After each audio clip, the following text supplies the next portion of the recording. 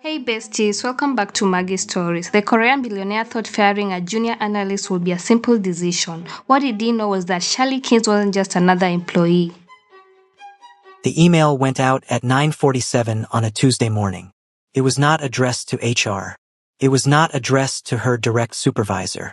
It was not even addressed to the department head who technically had the authority to make such a decision. The email came from the top, from the personal account of Kang Seo-joon himself, chairman-in-waiting of KSJ Holdings, heir to a conglomerate worth more money than most small countries, and the single most insufferable human being Shirley Adizkins had ever had the misfortune of sharing oxygen with, and it was addressed to every single person in the Seoul branch of KSJ Global Strategies, all 94 of them, with the subject line reading, Termination of contract, Kins, S. Junior analyst, floor 12. Shirley read it at her desk. She read it twice. Then she put her coffee down, her very good coffee, the oat milk latte she'd picked up from the place on Mapodero that charged 8,001 and was absolutely worth it. And she tilted her head the way she always did when something was so bold it almost earned her respect. Almost. The email was 3 paragraphs. The first paragraph stated that her contract was being terminated effective immediately, citing a pattern of insubordination, failure to maintain professional decorum, and conduct unbecoming of a KSJ Global employee. The second paragraph reminded all staff that KSJ Global maintained a zero-tolerance policy for behavior that undermined executive leadership and disrupted workplace culture. The third paragraph, and this was the part that made Shirley sit back in her chair and blink slowly at her screen. The third paragraph specifically noted that personal belongings should be collected by end of business and that her access card would be deactivated at noon. He had CC'd HR as an afterthought. He had sent it to 94 people before noon on a Tuesday. He had done it, Shirley suspected, because yesterday at 4:15 p.m. in the 23rd floor conference room during the quarterly review presentation, she had looked Kang Seo-joon directly in his very expensive face and told him, in front of 12 senior analysts, 2 department heads, and the visiting executive from the Tokyo branch, that his restructuring model had a fundamental error in the third projection column and that if they presented it to the Latte Group partners as is, they would lose the account inside of 40 minutes. She had been right. She knew she had been right because Park Hyun-soo, the senior analyst who had been with KSJ for 11 years and who physically trembled whenever Kang Seo-joon walked past his desk, had gone pale and started furiously rechecking the spreadsheet under the table. She knew she had been right because Kang Seo-joon himself had gone very quiet in the specific way that powerful men go quiet when someone has said something accurate in front of an audience. And she knew she had been right because at 11 p.m. last night, from her apartment in Mapogu, her apartment which she owned, which she had purchased at 24 years old with her own money because Shirley Adizkins from Maryland did not do roommates or rent when her finances said otherwise, she had gotten a Slack notification showing that someone had edited the projection model. Someone had corrected the error she'd flagged. And then this morning, Kang Seo-joon had sent a company-wide email firing her. Shirley finished her coffee. She looked around floor 12. Her colleagues, a mix of junior analysts, 2 coordinators, and Min-ji from finance who was technically stationed on floor 9 but spent most of her time up here because she claimed the coffee machine was better, were all staring at their screens with the stiff, careful stillness of people trying very hard to pretend they hadn't just received an email. Lee Sung-ho, who sat 3 desks down and who Shirley genuinely liked, had gone the color of old paper. Cho Era, who did not like Shirley, and had not liked Shirley since the day Shirley had effortlessly completed an analysis that Era had spent 3 days on, was doing a very poor job of hiding the small satisfied curve at the corner of her mouth. The elevator at the end of the hall dinged. Kang Seo-joon walked out of it like he owned the building, which he essentially did, flanked by his assistant Kim Dae-young, who was always slightly breathless, and 2 members of his executive team who existed, as far as Shirley could tell, primarily to agree with things. He was wearing a suit that cost more than most people's monthly salaries. He walked the way men who had never been told no walked, like the floor was doing him a favor by existing under his feet. He was heading for the senior analyst wing on the far side of the floor, which meant he was going to walk directly past Shirley's desk. She watched him come. She did not stand. She did not straighten. She did not do any of the things that everyone else on floor 12 was currently doing. Quietly minimizing windows, sitting up a little straighter, suddenly finding urgent reasons to look very busy. Shirley leaned back slightly in her chair, crossed one ankle over her knee, and watched Kang Seo-joon walk toward her with the comfortable energy of someone who had absolutely nowhere to be and nothing to lose. He noticed. Of course he noticed. A man like Kang Seo-jun noticed everything that deviated from the expected pattern, and the expected pattern when he walked through a floor was a kind of respectful, slightly anxious energy that radiated from every desk like a collective held breath. Shirley was the absence of that energy. She was a room temperature anomaly, and he clocked her from 12 feet away, and his stride didn't break, but his eyes did. They flicked to her, registered what they saw, and sharpened. He stopped at her desk. Kim Dae-young nearly walked into his back. "Miss Kins," Kang Seo-jun said. His English was precise and nearly accentless, the product of a British boarding school and a deliberate adult effort to sound authoritative in every language he used. "I assume you received the email." "I did," Shirley said. "Then I don't understand why you're still at your desk." Shirley looked at him for a moment. Just looked at him. Unhurried, unbothered. The way she'd looked at things her whole life when she was deciding whether they were worth her full attention. "Because," she said, "my access card doesn't deactivate until noon. It's 10:14. I have an hour and 46 minutes left on my contract, and I am a professional, so I'm going to spend it finishing the secondary analysis on the Busan Harbor logistics file, because whoever you assign it to next is going to need it, and honestly, based on what I've seen of this floor's workload distribution, they're not going to have any idea where I left off." She paused. "Sir." The silence on floor 12 was the kind that had texture. Lee Sung-ho had stopped typing. Min-ji from finance had her coffee cup frozen halfway to her mouth. Even Cho Era's carefully maintained expression had slipped into something that looked less like satisfaction and more like witnessing a natural phenomenon she hadn't been warned about. Kang Seo-jun looked at Shirley the way a man looks at something that has not behaved according to the rules he understood governed it. "You have a remarkable attitude for someone who has just been terminated," he said. "And you have a remarkable approach to HR procedure for someone who runs a firm," Shirley said pleasantly. "Company-wide email before a formal written notice? That's a potential wrongful termination flag, just so you know. I'm not threatening anything. I genuinely don't want the hassle. But your legal team might have something to say about the sequence." She tilted her head. "Did you run this by Mr. O before you sent it?"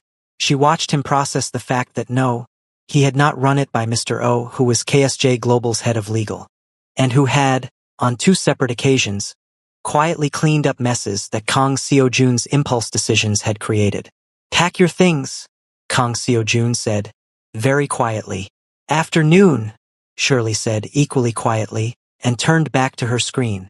The walk he took away from her desk was the longest walk Kang Seo-jun had taken in recent memory, because it happened in total silence, and every person on floor 12 was watching, and not a single one of them looked away. Here's what people knew about Shirley Kins. She had graduated from the University of Maryland with a double major in data analytics and international business at 22.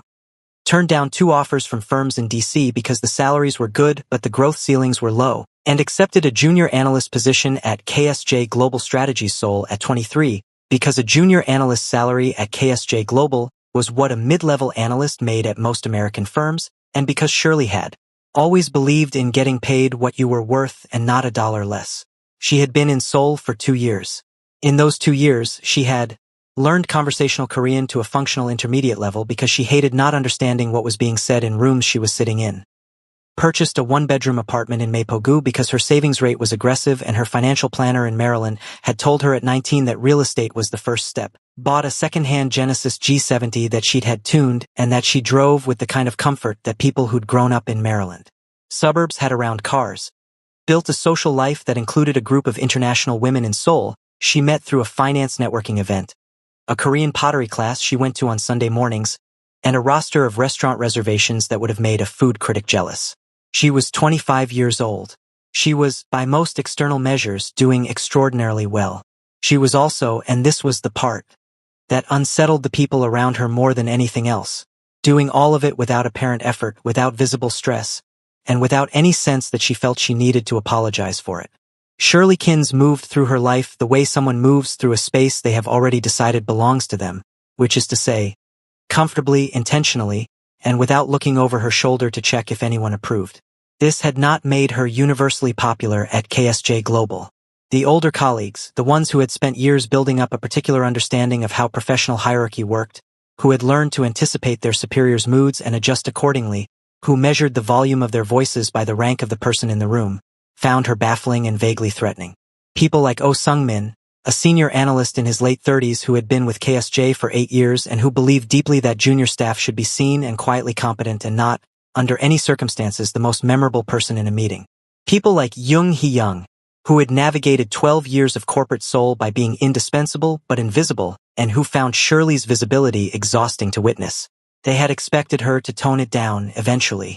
She had not toned it down. She had, instead, delivered the cleanest client retention analysis the firm had seen in 2 years during her 4th month on the job, done it ahead of schedule, and then sent a follow-up email suggesting 3 methodology adjustments that could improve accuracy on future projects. She had flagged a billing discrepancy that saved a client account worth 40 million won in penalties. She had, at her first department meeting, asked a question that nobody asked because everyone already knew the answer and the answer was uncomfortable. And then she'd offered a solution in the same breath, so nobody could even be properly annoyed with her. And yesterday, she had looked Kang Seo-jun in the face and told him his model was wrong. And she had been right. And now she had an hour and 39 minutes left on her contract, and she was going to spend it finishing the Busan Harbor file, because Shirley Kins did not do half jobs, not even on her way out the door. At 11:58 a.m., she saved the file, added a detailed handover note to the shared drive with clear headers and color-coded sections, packed her tote bag with the 2 personal items she kept at her desk. A small succulent named Gerald Jr., she had owned a Gerald Sr. who had not survived a particularly brutal DC winter, and a University of Maryland pennant she'd had since freshman year, and stood up. Lee Sung-ho caught her eye. He looked like he wanted to say something. He looked like he was doing rapid mental calculations about whether saying something was worth it. "It was nice working with you, Sung-ho," Shirley said warmly. "Shirley SSI," he said quietly. "The Busan Harbor file. Shared drive. Folder marked priority handover. Everything's labeled," she said. "Tell whoever picks it up to read the notes before they open the main document. It'll save them about 3 hours of confusion." She smiled at him. It was a real smile. She had always genuinely liked Lee Sung-ho, who was kind and quietly sharp and who had, early in her time at the firm, shown her where the good coffee machine was and taught her the Korean word for deadline before an important meeting. She did not look at Cho Era's desk. She picked up Gerald Jr. and her pennant, shouldered her tote bag, and walked to the elevator. At the elevator, she turned around, not because she had second thoughts, not because she was doing anything dramatic, but because she had left her umbrella on the hook by her monitor and she genuinely needed it because the weather app said rain at 2 o'clock. She retrieved the umbrella. She got in the elevator. The doors closed at 11:59 a.m. Shirley Kins rode down.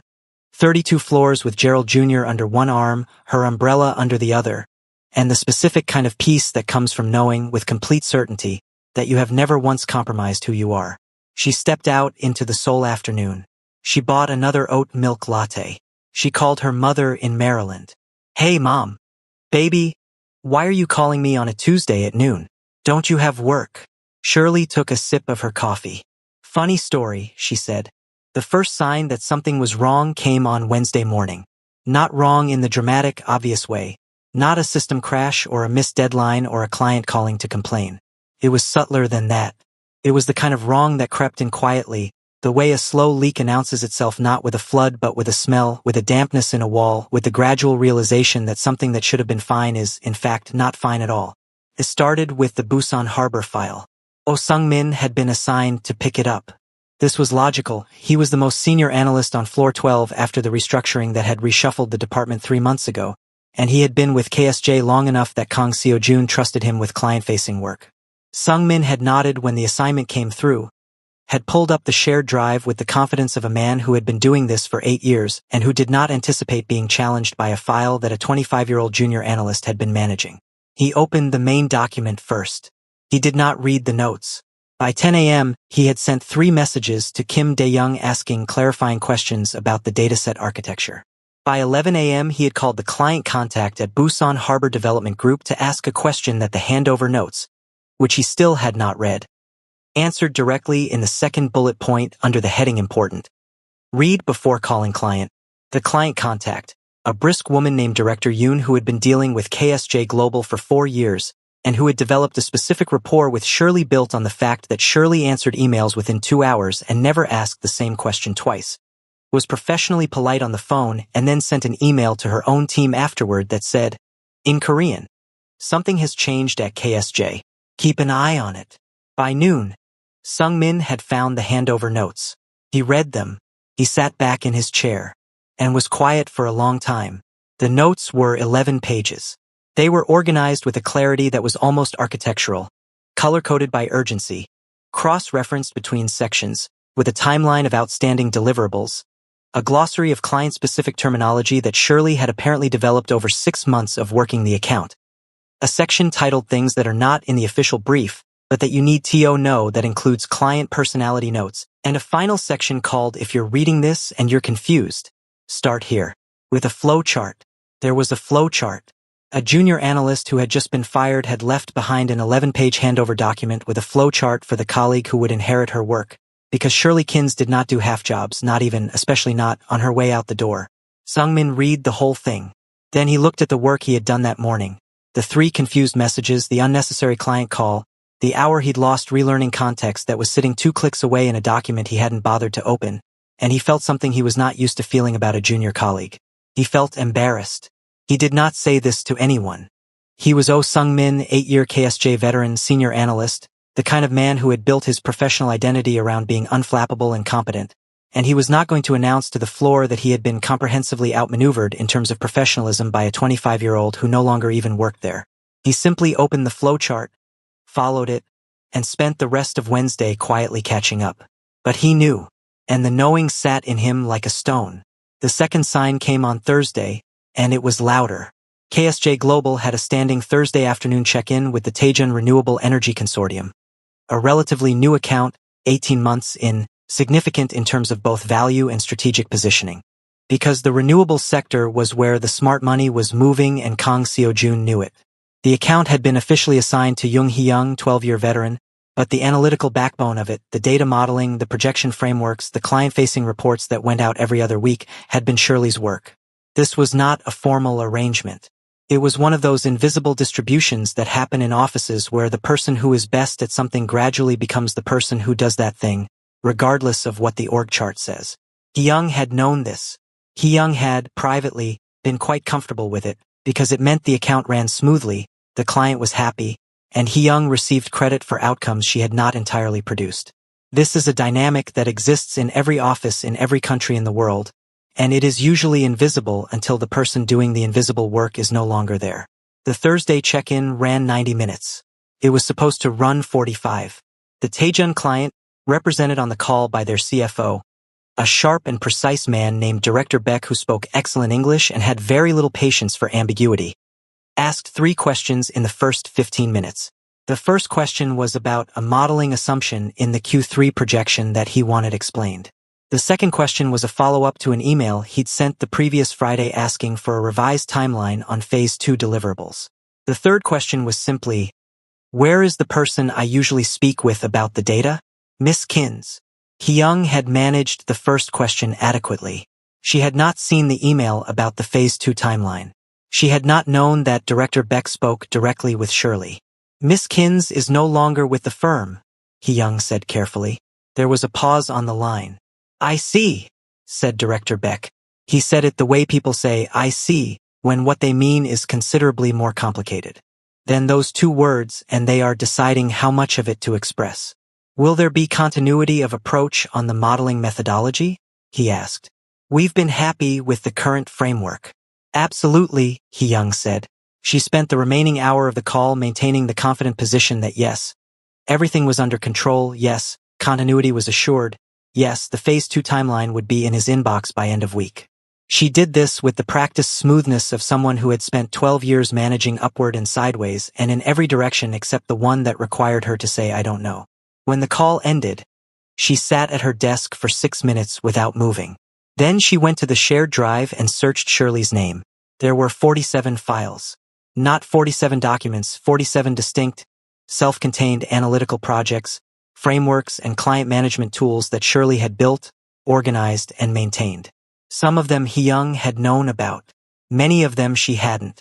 There was an entire subfolder labeled DJON, background and context, that contained 2 years of client personality notes, a detailed record of every commitment that had been made verbally on calls and needed to be tracked, a running document of Director Beck's known priorities and preferences, and something titled the questions Director Beck will probably ask before you think Tio asked them that had, apparently, been updated as recently as the Monday before Shirley was fired.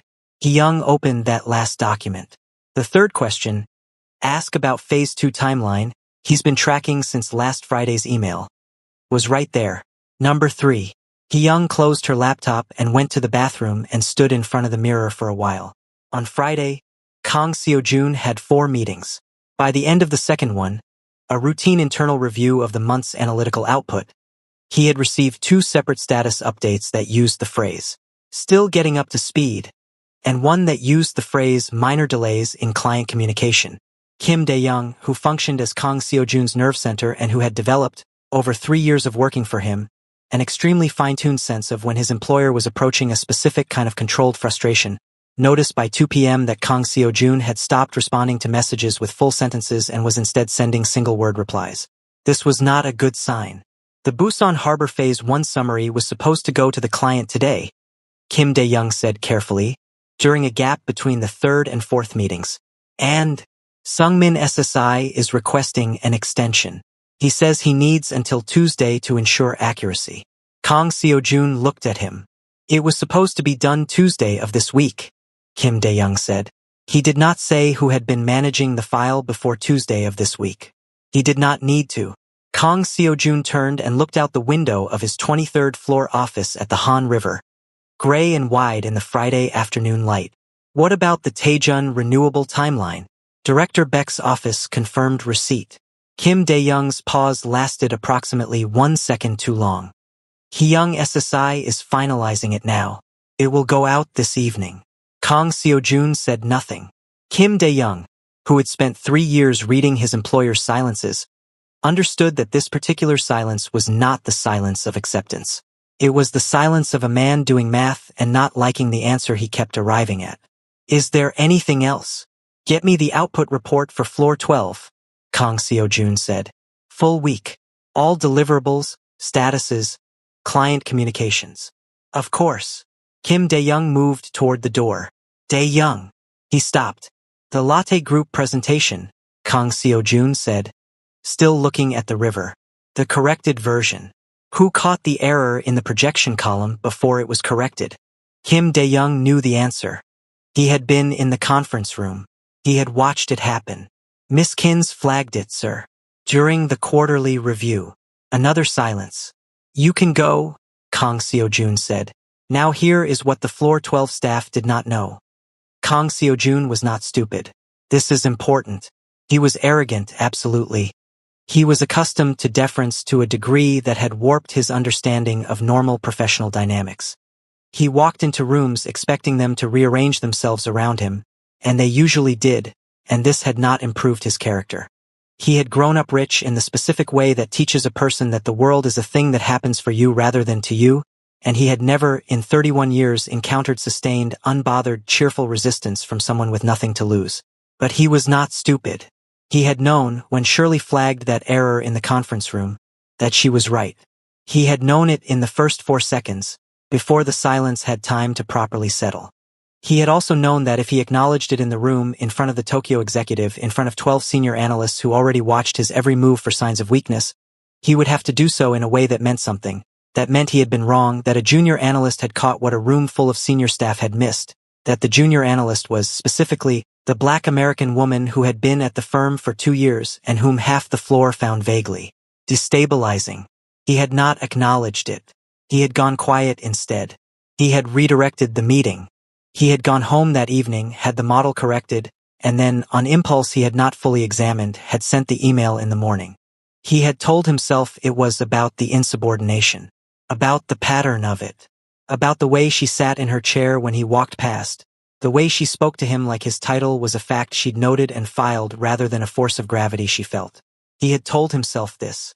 By Friday evening, alone in his office with the floor 12 output report open on his screen, deliverables delayed, client communication flagged, 2 accounts in various states of disarray, a flow chart and a handover document that had been accessed 17 times this week by 5 different staff members. He was having some difficulty continuing to tell himself this. He scrolled to the section on client satisfaction indicators. He scrolled to Director Beck's account. He found the email Director Beck's office had sent at 3 p.m. that afternoon, which had gone to Hee Young and been forwarded to Kim Dae-young and then, reluctantly, to him.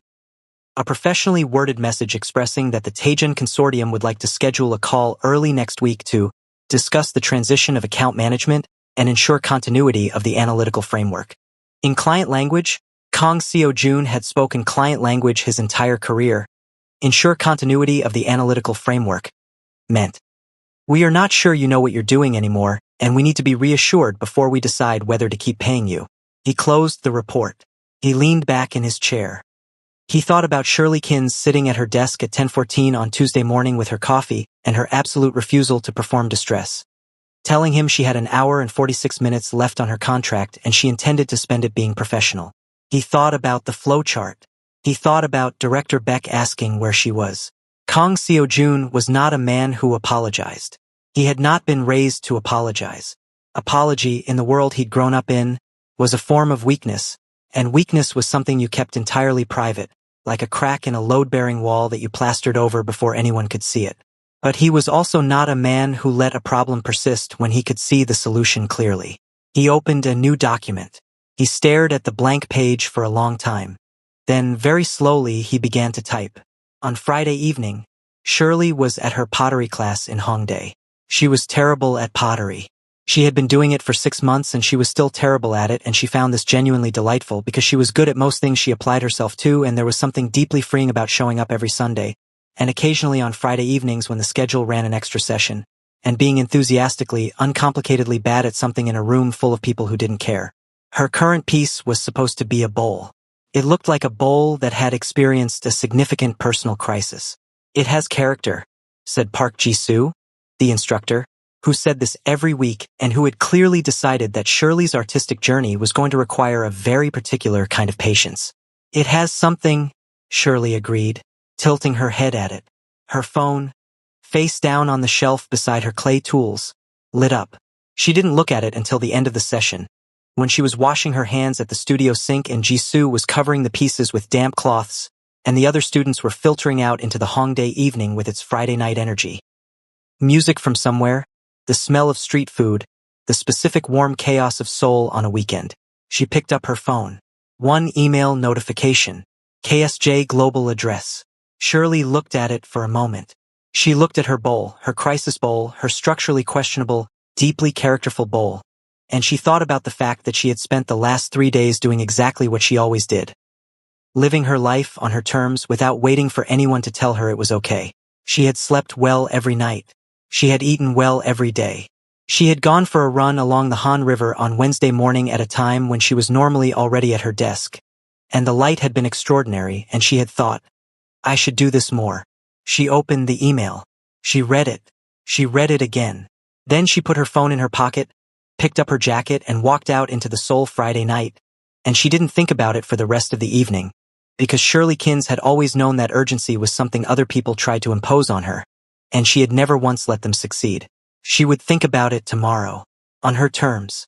Shirley read the email again on Saturday morning. She read it the way she read everything important. Slowly, with her coffee, sitting cross-legged on her couch in the Mapogu apartment that she owned, in the oversized University of Maryland sweatshirt she'd had since sophomore year, with Gerald Jr. on the windowsill behind her catching the morning light and the Han River visible in the middle distance doing what the Han River always did, which was exist beautifully and without apology. The email was formal, stiff even. It had the quality of something that had been written, deleted, rewritten, and then sent before the sender could think better of it.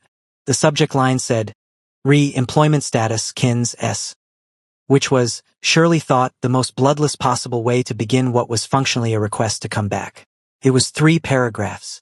The first paragraph acknowledged that, following a review of current operational capacity, KSJ Global Strategies was prepared to discuss the reinstatement of her contract. The second paragraph noted that a revised compensation structure was available for discussion and that HR had been authorized to schedule a formal meeting at her earliest convenience. The third paragraph, and this was the part Shirley read 3 times, not because she didn't understand it, but because she wanted to make sure she was reading what she thought she was reading, stated that the specific contributions of the junior analyst position to the firm's current project portfolio have been assessed and a formal acknowledgement of the same is forthcoming. A formal acknowledgement. of her specific contributions. From Kang Seo-jun. Shirley put her coffee down, looked at Gerald Jr. and said, "He really typed that." Gerald Jr. did not respond, because he was a succulent, but Shirley felt that his continued existence communicated a general solidarity. She put her phone face down on the couch cushion. She made breakfast, eggs, toast, the good butter. She ordered from a small import shop in Itaewon because she believed in excellent butter and she could afford it, and she ate it at her kitchen counter looking out at the morning, and she thought about several things in no particular order. The way Kang Seo-jun's face had looked when she'd corrected the projection model in front of 12 people, the 11-page handover document she'd spent her last hour writing because she genuinely cared about the work even when the work was inside a building run by someone who didn't deserve it, the way Director Beck had always emailed her back within the hour and the way that had told her, early on, that she was doing something right. She thought about the flowchart. She had put real time into that flowchart. She finished her breakfast. She washed the pan. She called her best friend Dominique back in Maryland, who picked up on the second ring because Dominique always picked up on the second ring for Shirley. "He emailed," Shirley said. "No." A crash on Dominique's end that was probably her sitting up too fast and knocking something over. "Already? It's been 4 days. 4 days. Shirley. For business days. 3.5. I was fired Tuesday morning." He lasted 3.5 days. Dominique's voice had reached the register it reached when she was genuinely delighted by something. "What did it say? Read it to me word for word. I need to hear every syllable." Shirley read it to her. There was a silence on the line. "A formal acknowledgement of your specific contributions," Dominique repeated. "That's what it says. That man typed those words with his own fingers. Presumably." Shirley. Dominique's voice had dropped into something that was half laughter and half genuine admiration. "What are you going to do?" Shirley looked out at the Han River. "I'm going to think about it," she said. "And then I'm going to respond. On Monday." "Monday? It's Saturday, Dom. You're going to make a billionaire heir. Wait over a weekend." "I'm going to take my weekend," Shirley said pleasantly. "Like a person who has a life." Dominique screamed a little. Just a little. The Monday morning she chose to respond was, in fact, Monday at 11 a.m. Not first thing, not urgently, at 11 a.m. when she had finished her morning run, showered, eaten, and settled at the desk in her second bedroom that she used as a home office and that was organized with the same architectural clarity as her handover document because Shirley did not have 2 organizational systems. She had one and it applied everywhere. She wrote the response in 20 minutes. It was 4 paragraphs. The first paragraph thanked KSJ Global for reaching out and confirmed her availability for a meeting. The second paragraph stated that before any meeting took place, she would need the following in writing. A formal written notice of termination with correct HR procedure followed, superseding the company-wide email which did not constitute proper documentation. A detailed outline of the revised compensation structure being proposed, and confirmation of her intended role and reporting structure going forward. The third paragraph noted that she was happy to be flexible on meeting timing, but that she had prior engagements Tuesday afternoon and all day Wednesday. She had a pottery class Tuesday evening and absolutely nothing Wednesday, but that was beside the point, and would therefore be available Thursday morning between 10 and 12. The fourth paragraph was a single sentence. "I look forward to hearing from you." She read it back once. She sent it. Then she made another coffee, opened her laptop to the freelance analytics project she'd picked up on Thursday from an international consultancy that had been trying to recruit her for 8 months and had now sent her a contract within 48 hours of her becoming available, and she got back to work. At 11:47 a.m., she got a reply from HR confirming Thursday at 10:30. At 12:03 p.m., she got a separate email from Kim Dae-young, Kang Seo-jun's assistant, which told her everything about who was actually driving this, asking if she would prefer the documents sent by email or delivered physically. "Email is fine," she replied. "Thank you, Dae-young SSI." She got the documents by 3 p.m. She read them twice, sent them to her cousin Marcus, who was a labor attorney in D.C. because Shirley was not the kind of person who walked into a negotiation without having someone qualified look at the paperwork first. And then she made dinner and watched 2 episodes of a show she liked and went to bed at a reasonable hour because Thursday was 4 days away and she was not going to spend 4 days anxious about a meeting with a man who had already shown her, by acting within 4 days, that she held more cards than he did. On floor 12 of KSJ Global Strategies, The days between Tuesday and Thursday pass the way days pass when something is wrong but nobody has officially acknowledged it yet, with a kind of performed normalcy that required visible effort from everyone involved. Cho Era, who had felt the small warm satisfaction of Shirley's departure for approximately 36 hours before reality arrived to complicate it, was now in a position she had not anticipated. The analytical work that had made Shirley quietly indispensable was not work Era could easily absorb, because absorbing it would have required admitting she'd known, all along, how much of it there was. It would have required a kind of accounting she was not prepared to do. Instead, she said things like, "The transition period is always bumpy," and "it'll even out to no one in particular," and she told herself this often enough that she almost believed it. Lee Sung-ho, who had always quietly respected Shirley in the way that people with good judgment respect competence when they see it regardless of rank or seniority, found himself in the unusual position of being the floor 12 person, who best understood the handover document. This was because he had read it on Wednesday out of something between genuine curiosity and low-key guilt, and it had been so comprehensively organized that he had come away from it with a full understanding of 3 accounts he had previously only partially known about. He had helped Sung-min navigate 2 client queries this week. He had not made a big deal of this, but he was aware, and the awareness was doing something to him, that a junior colleague he had been cordial but not especially warm toward had done something genuinely impressive, and that he had not said so while she was there.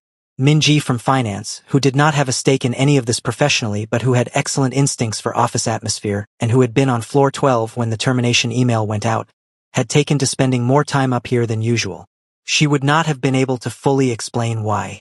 Something about the way the floor felt different. Something about the fact that Sung-ho and Sung-min were now having actual conversations about work methodology in a way they hadn't before. Something about Cho Era saying, "The transition period is always bumpy," for the 4th time, and the way nobody agreed with her anymore. Something had shifted. Floors shift after a loss. Sometimes they tighten, circle the wagons, reinforce the existing structure, return to the status quo as quickly as possible. Sometimes they loosen, the thing that was holding a particular tension in place is gone, and the tension releases and people breathe differently. Floor 12 was loosening. It was not comfortable yet, but it was honest in a way it hadn't been the week before. Kang Seo-jun received the documents from Director Beck's office on Wednesday. They were requesting, formally and politely, a meeting to discuss strategic alignment going into Q4. In client language, and Kang Seo-jun was fluent in client language, had been since he was 17.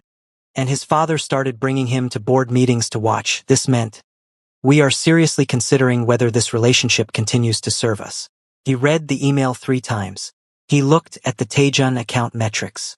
He looked at the date Shirley had been assigned the account's analytical framework. 4 months after joining the firm, 8 months in total before the firing. He did something he almost never did. He pulled up her personnel file and read it from the beginning. University of Maryland, double major, graduated top of her program. 2 offers from DC firms. He looked those up. Both were good firms. One was excellent. She had turned them down. She had turned down excellent DC firms to come to Seoul. He read the performance notes. Most of them were positive, some were, he read between the lines, positive in the specific way that meant a senior colleague had submitted the review and felt vaguely competitive about doing so. There were 2 formal commendations, both filed by client contacts directly.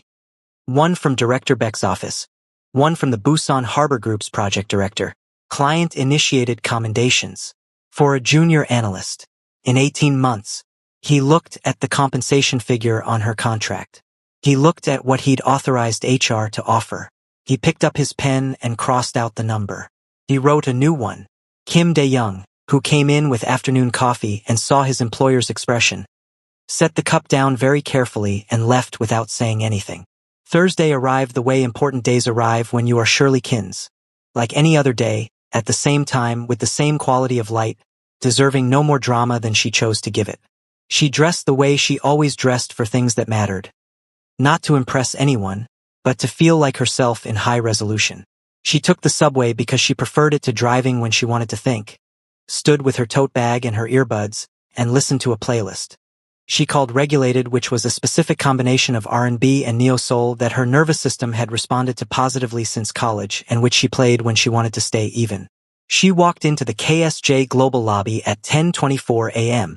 The lobby receptionist, A young woman named Haun, who had always been warm to Shirley, looked up, looked slightly surprised, and then composed herself so professionally that Shirley gave her quiet credit for it. "Miss Kins," Haun said. "I'll let them know you're here." "Thank you," Shirley said. She sat in the lobby seating area. She did not check her phone. She looked at the lobby art, 3 large abstract panels in muted golds and greens that she had always thought were trying too hard, and she waited with the specific quality of stillness that people who are completely secure in their position have when they sit in rooms designed to make them feel otherwise. Kim Dae-young came to collect her at 10:31. "Miss Kins," he said. He looked, she thought, slightly more tired than she remembered from last week. "Dae-young SSI," she said warmly. "How are you?" He blinked. "I'm well, thank you. Please follow me." The elevator ride to the 23rd floor was quiet.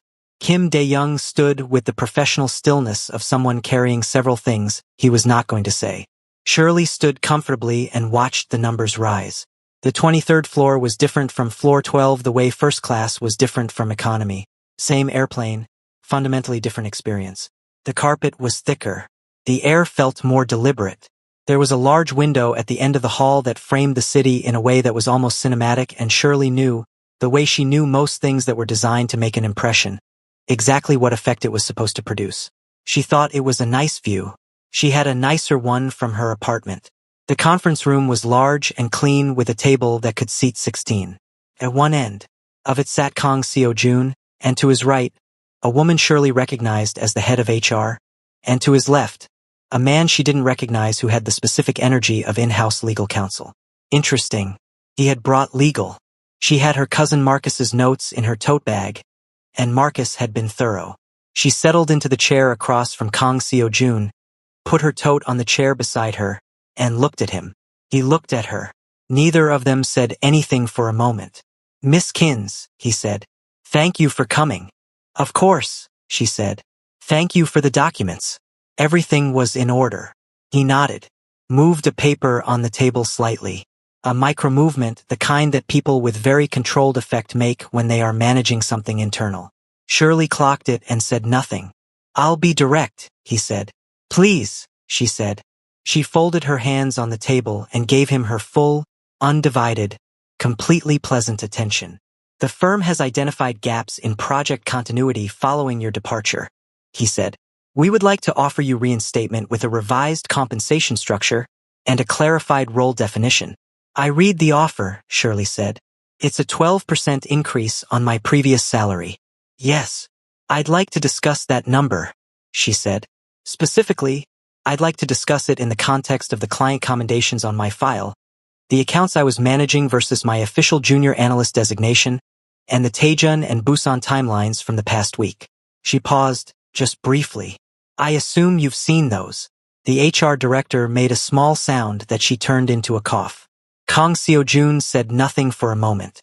He looked at her with an expression that had collapsed several things into it, controlled frustration and something underneath that, which was the specific reluctant respect that arises when someone is performing exactly as well as you knew they would.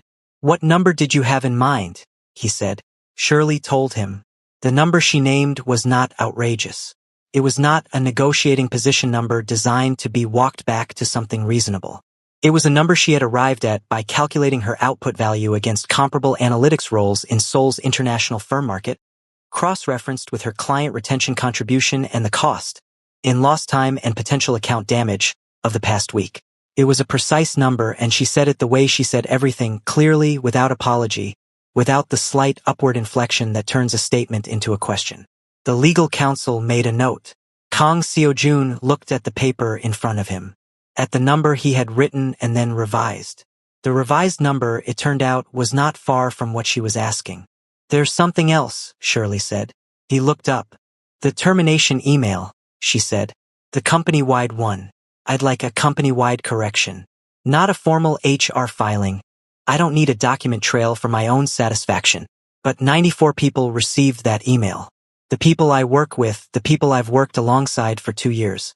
I'd like them to receive something that reflects the actual situation." Silence. "That's an unusual request," the HR director said carefully. "I know," Shirley said pleasantly. "It's not a legal requirement, and I'm not raising it as a condition of return. I'm raising it because it matters, and because I think. She looked at Kang Seo-jun directly. You know it matters too. Kang Seo-jun looked at her. She looked back.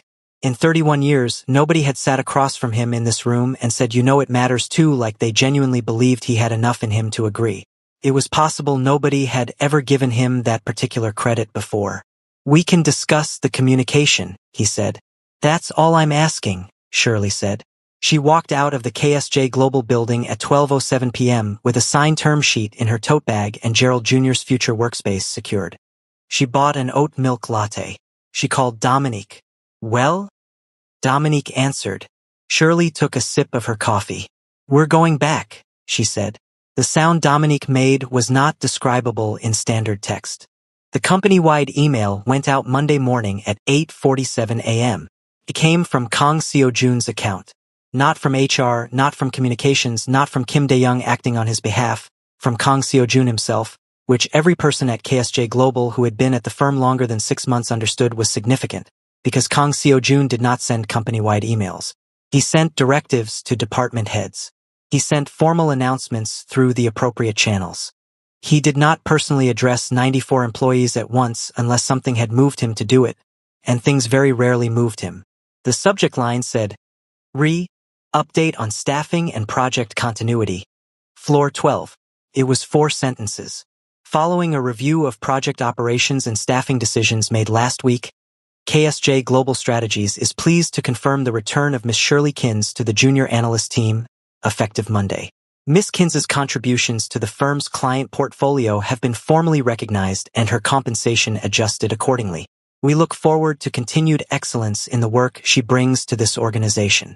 Please join me in welcoming her back. For sentences, 94 people read them. The reactions were, depending on the reader, varied. Lee Sung-ho read it at his desk on floor 12, put his phone face down, looked at the ceiling for a moment, and then smiled the small, private smile of a man whose understanding of something has just been confirmed. He had known since Wednesday, since the handover document with the flowchart, since the client queries he'd helped navigate, since the specific texture of the week that had just passed. He had known that this was coming. He felt something loosen in his chest that had been tight since Tuesday of the previous week, since he had watched Shirley walk to the elevator with Gerald Jr. under her arm and not said nearly enough. Min-ji from finance read it in the elevator on her way up to floor 9 and made a sound that caused the 2 people sharing the elevator with her to look over in surprise. She composed herself. She sent Shirley a Kakao Talk message that was entirely emoji. A crown, a fire, a woman with her hand raised, and then put her phone away with the satisfaction of someone whose read on a situation has been vindicated. Oh Sung-min read it at his desk and felt the complicated mix of emotions that a person feels when someone they had not fully respected is publicly reinstated by the person who controls their career. He sat with it for a while. He did not perform a reaction in either direction. He thought about the flowchart. He thought about Director Beck's email. He thought about the 11 pages he'd read on Wednesday and the 2 hours he'd spent on Thursday working through the client personality notes like a student studying for an exam he should have been able to skip. He thought about the word indispensable and how it was one of those words that only revealed its full weight in the absence of the thing it described. He was going to have to do something about that. He didn't know exactly what yet, but he was going to have to do something. Cho Era read it in the break room with her coffee and felt the specific, unpleasant sensation of a floor dropping out. She had spent the last week telling herself several things. That the disruption was temporary, that the firm would adjust, that she had perhaps, in hindsight, been slightly too pleased about Shirley's departure, but that this was a natural human response and didn't mean anything larger about her character. She had been in the middle of building a revised version of events in which she had simply observed a situation rather than quietly celebrated it. The email made that revision very difficult to maintain. She put her coffee down. She thought about the fact that Shirley was coming back today. She thought about who she wanted to be when Shirley walked through the door. She did not fully resolve this question before 9 a.m., but the fact that she was asking it was, in itself, something. Shirley arrived at 9:15. Not early, not late 9:15, which was when she arrived on days when she had taken her time with her morning, which she had because she had woken up at her usual hour, made her usual breakfast, done her usual run, and gotten dressed without the particular performance energy that a day like this might have tempted out of a different person. She was wearing exactly what she felt like wearing. She had Gerald Jr. in her tote bag. She badged in at the lobby. Her access card had been reactivated Friday, which she had noticed without comment. And Haun at the reception desk looked up and said, "Welcome back, Miss Kins," with the genuine warmth of someone who had been hoping to say exactly that. "Thank you, Haun SSI," Shirley said. "Did you change your hair? It looks great." Haun touched her hair and beamed. Shirley took the elevator to floor 12. The doors opened. What happened next was not dramatic. There was no round of applause, no parting of a crowd, no movie moment with a swelling score. What happened was, Lee Sung-ho looked up from his screen, saw her, and stood up. Not performatively, just stood the way you stand when someone enters a room and standing feels like the right thing to do. He said, "Shirley SSI. Good morning." "Good morning, Sung-ho," she said warmly. "How's the Busan file?" "I was hoping you'd ask that," he said, and there was something in his voice. A candor that hadn't been there before, a directness born of a week of reckoning, that made Shirley look at him properly. "Can we sit down and go through it when you're settled? There are a few things I want to make sure I hand back correctly." "Absolutely," she said. She walked to her desk. Gerald Jr. went back on the windowsill. The University of Maryland pennant went back on the wall above her monitor. She sat down, opened her laptop, and looked at the shared drive. 47 files. All exactly where she'd left them. The handover document was there too, accessed 17 times, which she could see in the version history. She scrolled through the access log with professional curiosity. Sungmin, Hee-young, Sung-ho, Dae-young, and one access from the 23rd floor on Friday evening at 7:34 p.m. that was registered under an executive login. She looked at that last one for a moment. Then she closed the log and opened the Busan Harbor file. She had work to do. At 11 a.m., Kang Seo-jun came to floor 12. He did not announce it. He did not send Kim Dae-young ahead. He came alone, which was sufficiently unusual that the floor registered it the moment the elevator opened. A slight shift in atmosphere, a collective straightening, the low-grade alertness that his presence always produced. Except this time it produced something slightly different than usual, because this time he walked in and went directly to Shirley's desk, and every person on floor 12 understood, with the instinctive social awareness that offices develop over years of proximity, that something was about to happen. Shirley was on a call. Not a personal call, a work call, her headset on, a spreadsheet open on one screen and her email on the other, speaking with the easy authority of someone who knew the material cold. She had been back for less than 2 hours and she was already on a call, which told its own story. Kang Seo-jun stopped at her desk. He waited. This was, for people who knew him, remarkable. Kang Seo-jun did not wait for junior analysts. Kang Seo-jun did not stand at someone's desk while they finished a call. Kang Seo-jun existed in a professional universe where his time was the most valuable thing in any room and everyone around him organized themselves accordingly. He waited for 3 minutes. Shirley wrapped up the call with the unhurried professionalism she brought to everything, made a quick note on her pad, and took off her headset. She looked up at him. "Mr. Kang," she said, professionally warm, completely unbothered. "Miss Kins," he said, "do you have a moment?" "I have a few," she said. He pulled the chair from the empty desk beside hers.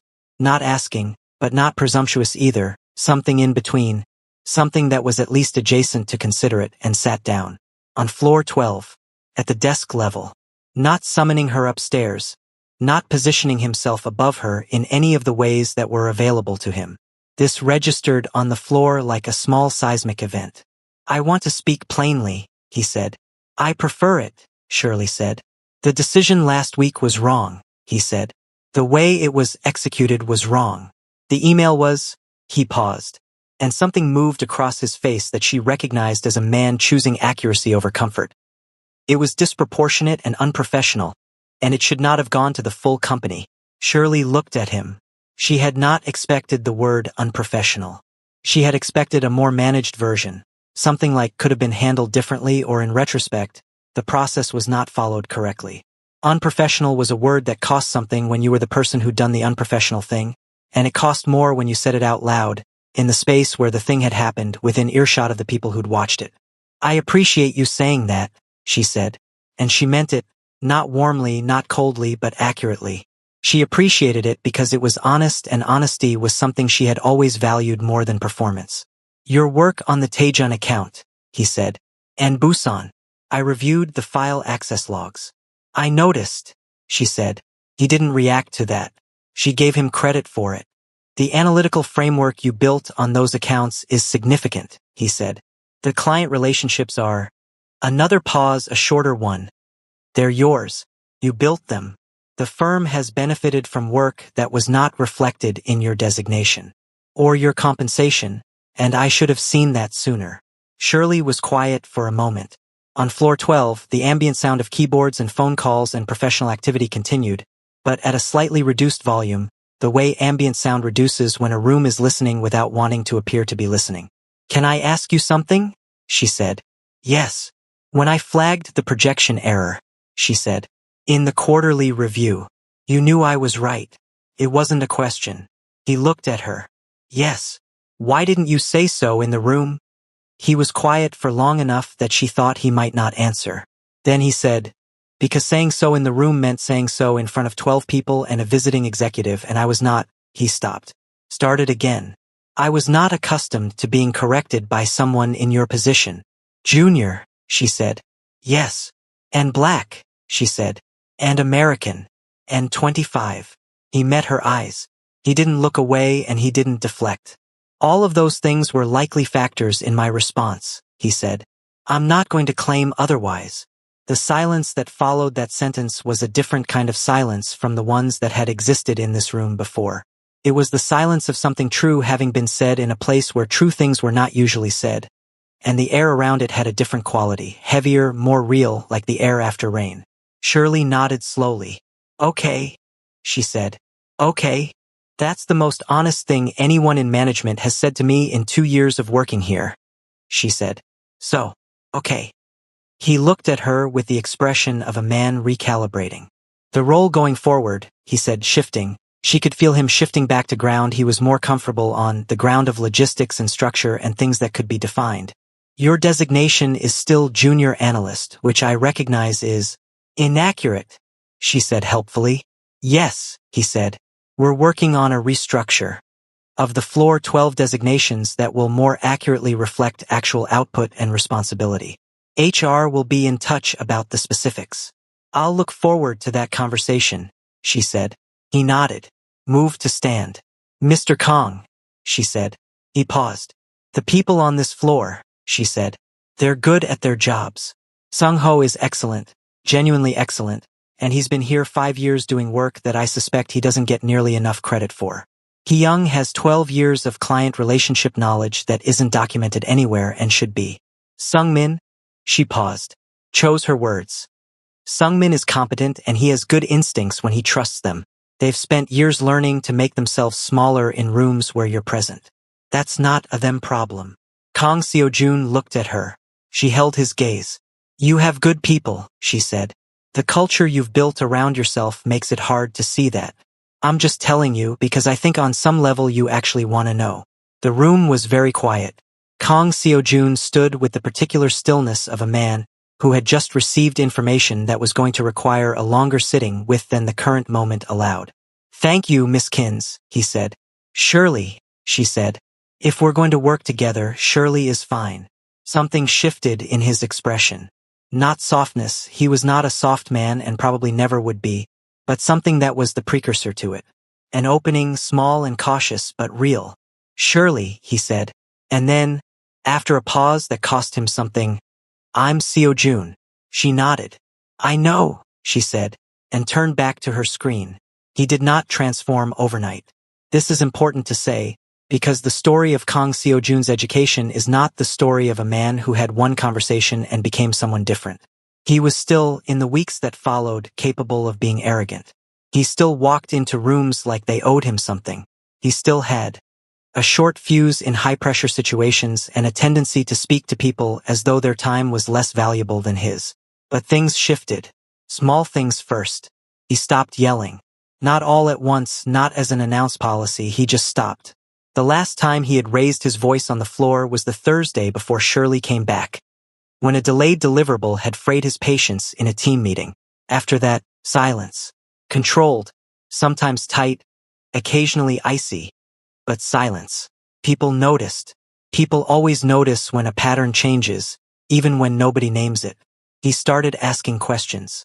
This was perhaps the most startling change because Kang Seo-jun had historically delivered information rather than requested it. He told people things, assigned things, corrected things. Asking required a posture of not knowing that he had always considered a weakness. Now he would occasionally stop at a desk, not Shirley's desk specifically, any desk, and ask something genuine. Not rhetorical, not leading. Just, what are you working on? What's blocking you? Is there anything you need? The first time he did this to Lee Sung-ho, Sung-ho had looked up with the expression of a man who had checked twice that the question was actually addressed to him. The Incheon logistics timeline, Sung-ho said carefully. The client keeps shifting their internal deadlines, which is pushing our deliverable dates. And I'm not sure how to manage that conversation without it looking like we're not on top of it. Kang Seo-jun sat down at Sung-ho's desk, which had never happened in 5 years, and said, "How have you been documenting the timeline changes?" 20 minutes later, Sung-ho had a strategy and Kang Seo-jun had walked away with a clearer picture of how the Incheon account was actually functioning at ground level than he'd had in months. He filed this information away. He thought about what Shirley had said. They've spent years learning to make themselves smaller. And he thought about all the information that had been living at desk level on floor 12 that had never made it up to the 23rd floor because the channel between them had been closed by his own atmosphere. He began leaving the channel open. The change that nobody expected came from Cho Era. It came slowly, and it came without announcement, which was perhaps why it landed the way it did when people noticed it. Era had spent the first 2 days after Shirley's return in a studied neutrality. Not hostile, not warm, just carefully nothing. She did her work. She kept her eyes on her screen. She said good morning and good evening with the mechanical precision of someone who had decided that professionalism was the lowest bar she could clear, and she was going to clear it and nothing more. On Wednesday, she made an error in a client-facing document. A small one, a formatting inconsistency that would have been caught in review anyway, but she caught it herself first, and in catching it she realized that the template she had been using was one Shirley had built and uploaded to the shared system 8 months ago specifically so that junior analysts wouldn't make this particular class of error, and that she, Era, had been using this template without knowing who made it, which meant she had been benefiting from Shirley's work without knowing it, which meant that her mild contempt for Shirley as a presence had been running entirely independently of her actual relationship with Shirley's output. She sat with this for the rest of Wednesday. On Thursday, she went to Shirley's desk. Shirley looked up. "The client template," Era said. "The one in the shared formatting folder. Did you build that?" "Last April," Shirley said. "Did something break?" "No," Era said. "I've been using it. I didn't know it was yours." Shirley looked at her. Era had the specific look of someone who had rehearsed something and then abandoned the script at the last moment in favor of something messier. And more honest. "It's a good template," Era said. A pause. "Thank you," Shirley said. Another pause. Longer. "I wasn't," Era started. Stopped. Started again with the determined energy of someone crossing a bridge they're not sure will hold. "I wasn't kind to you when you first joined. And after." She said it quickly, like removing something sharp. "I thought you were, I don't know, competition. I don't know why I'm telling you this. Probably because it's true and you've been sitting on it for a week," Shirley said. Not unkindly. Era looked at her. "You're very direct." "It's efficient," Shirley said. Something flickered across Era's face that might, under different circumstances, have become a smile. "The Jeju account brief," she said, returning to safer ground. "Sung-ho said you have context on the client's Q4 priorities. Can I come by later and go through it?" 3 o'clock, Shirley said. "Bring your notes." "Okay," Era said. She went back to her desk. At 3 o'clock, she came back with her notes. It was not a reconciliation. It was not a friendship. It was 2 women sitting at a desk going through a client brief together for 45 minutes, professionally and without drama. But it was real, and Floor 12 felt it the way floors feel when something that has been wrong quietly corrects itself. Not with a sound, just with a shift. 6 weeks after Shirley came back, Kang Seo-jun held a Floor 12 all-hands. This was itself unusual. He held all hands on the executive floors. He held quarterly reviews. He did not hold optional, relatively informal gatherings in the floor 12 conference room with coffee and no formal agenda, but that was what Kim Dae-young had sent the invite for, and at 10 a.m. on a Thursday, 14 floor 12 staff sat around the table in varying states of careful uncertainty. Kang Seo-joon came in without the executive team. Just him and Kim Dae-young, who sat to the side with a notepad. He sat down. "I want to talk about how this floor works," he said. "And I want to hear from you before I say anything else." The silence was long. Then Lee Sung-ho, because he had decided 6 weeks ago to be the person who spoke when speaking mattered, said, "The workload distribution hasn't been accurately reflected in our role designations for a long time. The work some of us are doing is senior-level work that we're carrying on junior-level compensation." Kang Seo-joon nodded. "I know. That's being addressed." "What else?" Someone else spoke. Then someone else. Carefully at first, watching his face for the signs they had all learned to read. The tightening around the eyes, the slight shift in posture that meant a line had been crossed and the temperature was rising. The signs didn't come. He listened. He made notes. He asked follow-up questions. Shirley sat 3 seats down and said nothing for the first 40 minutes. She didn't need to. The floor was talking. These people, Sung-ho and Sung-min and Hee-young and Min-ji, who had come down from floor 9 because she'd heard about the meeting and had zero intention of missing it, were finding their voices in a room where they had spent years muting them, and it was the most valuable thing happening in the building right now, and she was not going to interrupt it. At the 40-minute mark, Kang Seo-joon looked at her. "Shirley," he said, "you've been quiet." "I've been listening," she said. "Do you have anything to add?" She looked around the table. At Sung-ho, who had just finished making a point about documentation standards with the confidence of someone who had decided his experience was worth voicing. At Hee-young, who had for the first time in 12 years described a client relationship from her own perspective rather than from behind a layer of professional caution. At Era, who had not said much but who had not said nothing, and whose eyes were clearer than Shirley had seen them. "Yeah," she said. "I do." She leaned forward slightly. "You have a floor full of people who are excellent at what they do and who have spent years performing the experience of being less than they are because the alternative felt risky," she said. "That's on the culture, not the people. The culture is changing." She looked at Kang Seo-joon briefly. "I can see that it's changing, but culture moves slower than decisions, and people need to feel the change before they'll fully trust it." She paused. "So whatever comes out of this meeting, make it concrete and make it fast. Don't let this conversation sit in a document somewhere. Give people something they can hold." Kang Seo-joon was looking at her with the expression she had come to recognize over 6 weeks. Not comfortable, not easy, but present. Actually present, in the way that men who had spent decades being partially absent from the rooms they occupied are present when something has finally broken through. "Like what?" he said. "Redesignations," she said. "The ones you mentioned. Do those before the quarter ends, not after. A direct line for account-level concerns that doesn't have to go through 3 levels of management before it reaches someone who can act. And," she tilted her head, "take people to lunch. Individually. Not as a group event. Individually. Hear about their work from them directly in a room where there are no stakes. You'll learn more in 4 lunches than you have in 4 years of quarterly reviews." Kang Seo-joon said nothing for a moment. "That's specific," he said. "You asked," she said. Kim Dae-young was writing very fast. The redesignations came before the quarter ended. Lee Sung-ho became Senior Analyst Level 2. He received the email on a Tuesday afternoon and sat at his desk for a moment with the particular stillness of someone receiving something they had deserved for a long time. He sent Shirley a message that said only, "Thank you, Shirley SSI."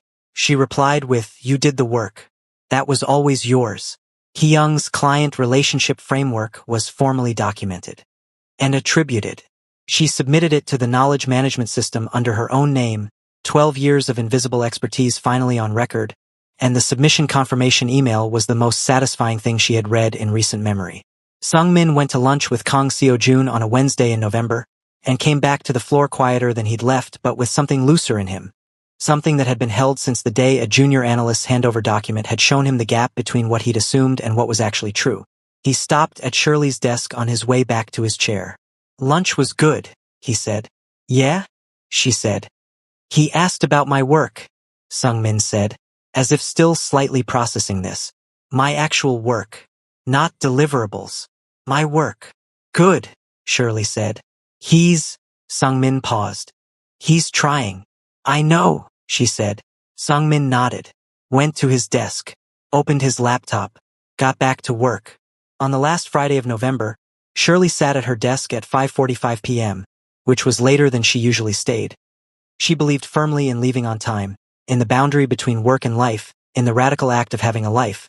But she had wanted to finish the Taejin Q4 summary before the weekend because Director Beck's team was thorough and prompt, and she respected that. She saved the file. She closed her laptop. She put Gerald Jr. in her tote bag. She still took him home on Fridays, because weekends were long and plants needed consistency, and she pulled on her jacket. The floor was mostly empty. A few lights still on, a couple of people finishing up. Sung-ho had left at 5, which was new.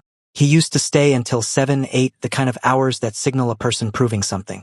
He didn't need to prove it anymore. Era had left at 5:30. Minji had been gone since 4:30 and had sent a message saying weekend.